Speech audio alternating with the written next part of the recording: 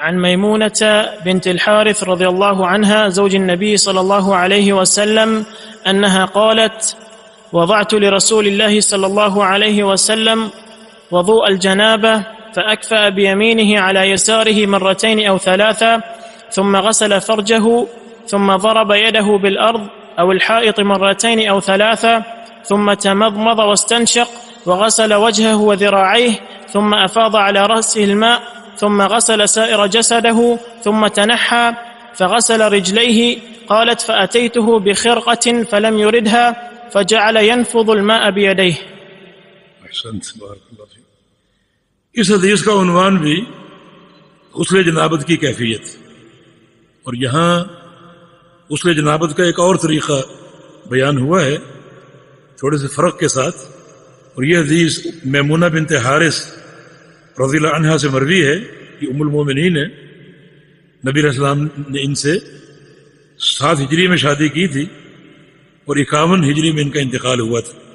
یہ فرماتی ہیں کہ انہا قالت: وضعت لرسول اللہ صلی اللہ علیہ وسلم وضوء الجنابہ، میں نے رسول اللہ صلی اللہ علیہ وسلم کے لیے غسل جنابت کا پانی رکھا، وضوء واو کی زبر کے ساتھ، یعنی وہ پانی جس سے وضو یا غسل کیا جائے اس پانی کو وضو کہتے ہیں، واو کی زبر کے ساتھ، اور واو پر پیش ہو وضو تو اس سے مراد وضو جو فعل وضو ہے، وضو کرنا، وہ مراد ہے۔ تو میں نے پیغمبر علیہ السلام کے لیے غسل جنابت کا پانی رکھا، یعنی بیوی کو شوہر کی خدمت کرنی چاہیے، یہ اس کے لیے اکرام کی بات ہے اور اس کے شرف کی بات ہے۔ فَأَكْفَى بِيَمِينِهِ عَلَى يَسَارِهِ، تو رسول اللہ صلی اللہ علیہ وسلم نے اپنے دائیں ہاتھ سے بائیں ہاتھ پر پانی بہایا، مرتين او ثلاثا، 2 بار یا 3 بار، راوی کو شک ہے کہ 2 بار بہایا یا 3 بار بہایا، دونوں درست ہیں، 3 بار افضل ہے اور 2 بار بھی جائز ہے۔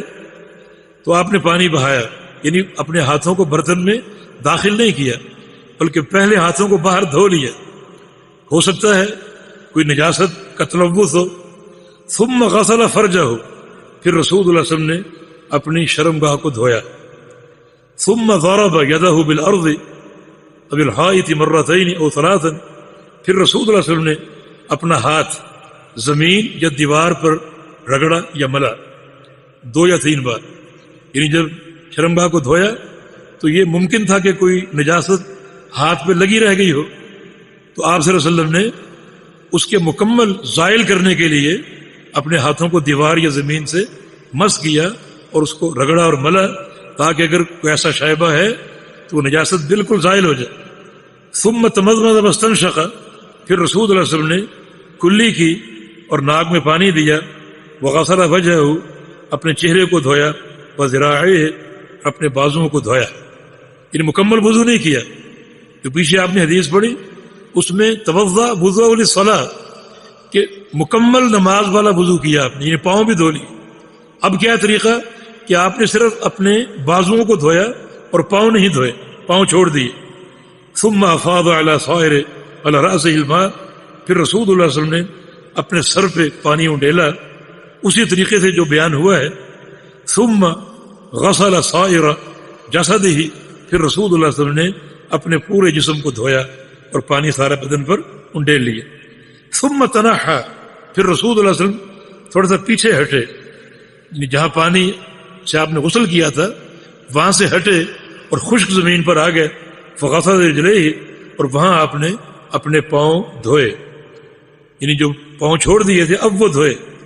فأتيته بخرقة، میمونہ فرماتی ہے کہ میں تولیہ لے کر آئی رسول اللہ صلی اللہ علیہ وسلم کے پاس، خرقہ کپڑا یا تولیہ۔ فلم يردها، آپ نے اس کا ارادہ نہیں فرمایا، اس کو واپس کر دیا۔ فجعل ينفض الماء بيديه، اور آپ صلی اللہ علیہ وسلم اپنے ہاتھوں سے پانی جو ہے وہ نچوڑنے لگے اور خشک کرنے لگے، اور آپ نے تولیہ جو ہے وہ لوٹا دیا اور اس کا ارادہ نہیں فرمایا۔ اب یہ 2 حدیثیں آپ نے پڑھی، جو غسل کے 2 طریقے ہیں وہ آپ پر واضح ہو گئے۔ یعنی پہلے طریقے میں مکمل وضو ہے اور پھر غسل سے فراغت ہے، لیکن دوسرے طریقے میں جو ہے وہ مکمل وضو نہیں ہے بلکہ ہاتھوں تک دھونا ہے، بازوؤں تک دھونا ہے، اور جب مکمل آپ فارغ ہو گئے غسل سے تو پھر آپ صلی اللہ علیہ وسلم وہاں سے ہٹ کر اپنے پاؤں مبارک آپ دھوتے ہیں. دونوں طریقے مشروع اور ثابت ہیں. بعض علماء نے اس فرق کی ایک وجہ بیان کی ہے. آپ جہاں نہا رہے ہیں اگر وہاں پانی ٹھہر رہا ہے تو پھر آپ پاؤں نہ دھوئیں، بلکہ پاؤں پھر آپ بعد میں دھوئیں اس جگہ سے ہٹ کر. اور اگر وہاں پانی ٹھہر نہیں رہا بلکہ پانی وہاں سے جو ہے وہ نالی میں بہہ رہا ہے اور وہ زمین جو ہے وہ صاف ہوتی ہے تو پھر آپ پاؤں پہلے دھو سکتے ہیں. امام قرطبی رحمہ اللہ نے اس کی ایک عجیب حکمت ذکر کی ہے. وہ کہتے ہیں کہ نبی صلی اللہ علیہ وسلم کا پاؤں بعد میں دھونا اس مقصد کے تحت تھا کہ آپ صلی اللہ علیہ وسلم چونکہ وضو ایک بابرکت چیز ہے تو آپ صلی اللہ علیہ وسلم چاہتے تھے کہ غسل کا آغاز بھی وضو کے اعضاء کو دھونے سے ہو اور غسل کا اختتام بھی وضو کے اعضاء کو دھونے سے ہو. چنانچہ وہ ہاتھوں کو دھو کر غسل شروع کرتے اور پاؤں دھو کر غسل کو ختم کرتے. اور اس حدیث میں ایک اضافی چیز یہ ہے کہ میمونہ بنت حارث نے آپ کو تولیہ پیش کیا مگر آپ نے وہ قبول نہ کیا. تولیہ پیش کرنا اس بات کی دلیل ہے کہ تولیہ آپ استعمال کرتے تھے، یہ ممنوع نہیں ہے، لیکن آج آپ نے تولیہ رد کر دیا اور قبول نہ فرمایا اور اپنے مبارک ہاتھوں سے آپ نے پانی کو جھاڑنا شروع کر دیا. ہو سکتا ہے اس کی حکمت یہ ہو کہ اس دن شدید گرمی ہو اور آپ چاہتے تھے کہ پانی جلدی خشک نہ ہو بلکہ کچھ دیر بدن پر موجود رہے تاکہ ٹھنڈک جو ہے وہ ایک عرصے تک جو ہے وہ قائم رہے. واللہ اعلم.